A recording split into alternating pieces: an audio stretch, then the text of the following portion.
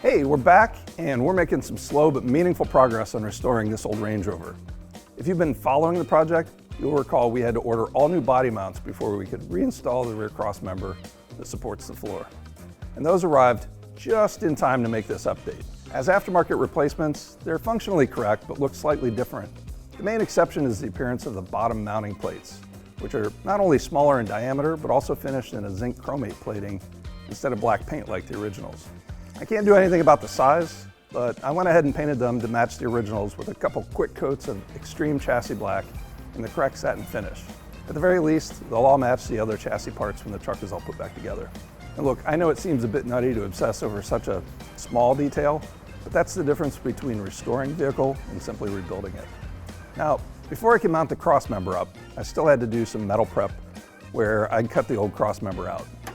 This was mostly a matter of some minor hammer and dolly work on the sheet metal that will eventually attach to the cross member, as well as grinding down some remnants of old spot welds that held on when the old parts were unceremoniously twisted off in a few places.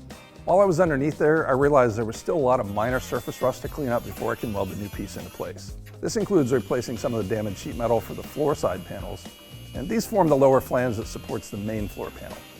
I bent some quick test pieces on our bench brake to help figure out what I'd actually need. Keep in mind, I'm figuring a lot of this out as I go. All my previous restorations were a lot less involved than this one. So here's one of the test panels I made for the driver's side. It's pretty close to being right, and not bad for a first pass, but I think I can get the dimensions just a little bit tighter. So I'll get that set up and work on making all the replacement patches I'll need back here. As you can see, I've got the cross member bolted in place temporarily, so I can at least get my new panels properly located while I wait for the new floor to arrive. I mentioned earlier that I wasn't sure the body mounts were going to show up in time for this update. So while I was waiting, and in case they didn't make it, I went ahead and shifted to another part of the project, the hood. I already know it's been repainted, and it's also one of the few steel exterior panels.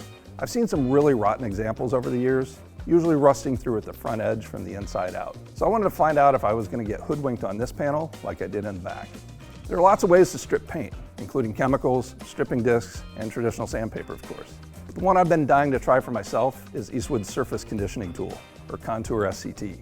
I initially grabbed the shop's SCT off the shelf and did a test area with the stripping drum that was already on it, a slightly used red 60 grit drum. I have to say, even after all the videos I've seen of this tool in action, I was still surprised about how easily it erased the old finish without becoming loaded with material or grinding away at the metal itself. I then switched to a brand new 40 grit drum, which tore through the old finish even quicker. Altogether, I spent about 2 hours stripping the entire hood and barely consumed any of the new drum. There are several stretches where I ran the tool continuously for 20 minutes or more without even lifting it off the hood. If I'd been using a DA sander, I know I would have loaded countless sanding discs with old filler and paint. I would have had to replace a bunch of them anyway when the paper inevitably lost its grit. And even better, I never had to worry about heat building up. In terms of working the tool, it responds well to actually a good bit of pressure on the panel that you're working on. I was probably being a little too light with it in the beginning. With this many layers of paint and filler, I really needed to use some pressure, and it responded really well to that. I was also surprised how well it took to some of the contours, the ridges on the hood. It's a fairly flat panel, but has a bunch of contours stamped into it, and it was no problem at all.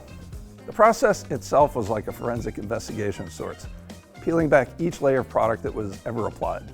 You can see there's still a low spot here that'll need some work, and we have to investigate the other low spots that were previously filled. There are a few places where the metal's been reworked slightly, but overall this hood's in remarkable shape, at least from the outside.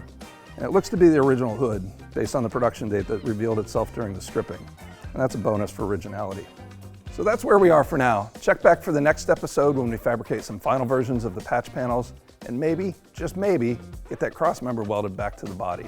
And subscribe to the channel to see even more great Eastwood videos. For more information on the tools and finishes we used on this episode, check out the links below or visit eastwood.com today.